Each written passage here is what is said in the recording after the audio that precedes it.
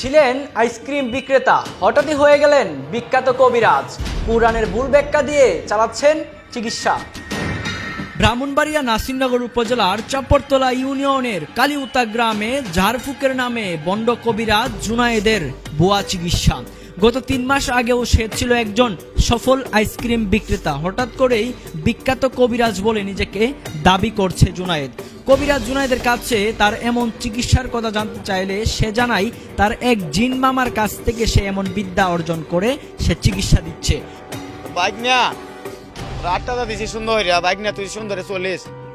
সরেজমিনে গিয়ে দেখা যায় উপজেলার চাপড়তলা ইউনিয়নের কালিউতা সড়কের পাশে গোয়ালগড়ের মতো করে বাঁশ দিয়ে চারপাশ বেড়া দেয়া, যেখানে তার চিকিৎসার চেম্বার অর্থাৎ তার আস্তানা। তার চিকিৎসার বিনিময়ে সে কোনো নির্ধারিত ফি নেয় না, তবে মসজিদের দান বাক্সের নাম করে মানুষের সাথে প্রতারণা করছে। গোপন সূত্রে জানা যায় তার এমন কর্মকাণ্ডকে সামলানোর জন্য একটি কমিটি গঠন করেছে সে, যে কমিটির মাধ্যমে তার কবিরাজির টাকা বাট বন্টন করা হয়।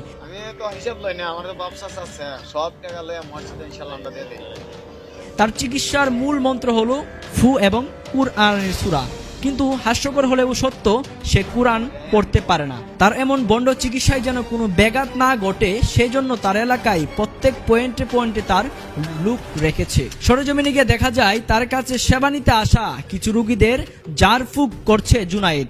ঘটনাস্থলে সাংবাদিকের উপস্থিতিতে মুহূর্তের মধ্যেই গুড় পাল্টে হয়ে যায় সাধু সন্ন্যাসী, যেন সে কিছুই জানে না, এই মাত্র সে ভিন গ্রহ থেকে পৃথিবীতে অবতরণ করেছে। সাংবাদিক দেখে চোখ দুটো যেন ছানা বড়া হয়ে যায় জুনায়েদ নামক এই বন্ড কবিরাজের। এই বুয়া কবিরাজ জুনায়েদের স্বামী স্ত্রী অমিল, অবাধ্যকে বাধ্য করা, ঝগড়া বিবাদ, প্যারালাইসিস, ডায়াবেটিস সহ যাবতীয় সকল জটিল ও কঠিন রোগের চিকিৎসা দিতে পারেন বলে সে দাবি করেন। কোরআনের আয়াত হইলেন আমরা বড় দোয়া পিয়ামানিল্লাহ, কিন্তু আম্মা খান্না আন্না ওরে আমি কান্দেন না, অনেক বেলা রান্না করে ভাত খাবার যাও আম্মা দোয়া করবেন।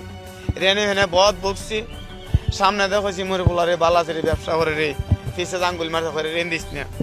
এ সকল ভুয়া কবিরাজের বিরুদ্ধে প্রশাসন কেন ব্যবস্থা নিচ্ছে না, এই বিষয়ে ওই এলাকার এক স্থানীয় বাসিন্দাকে প্রশ্ন করা হলে তিনি বলেন, এলাকার প্রভাবশালী ব্যক্তিরাও নাকি এখান থেকে বাগ পান, এই জন্য প্রশাসন এখানে আসার কোনো সুযোগ নেই। জুনায়েদের মতো এই ধরনের বন্ড কবিরাজের কারণে আজ মানুষ বিভিন্নভাবে প্রতারিত হচ্ছে। এই ধরনের বন্ড কবিরাজদের দ্রুত আইনের আওতায় আনার দাবি জানিয়েছে ভুক্তভোগী ওই এলাকার জনসাধারণ। না হলে জুনায়েদের মতো এসব বন্ডদের কাছে প্রতিনিয়তই আরও মানুষ প্রতারিত হবে।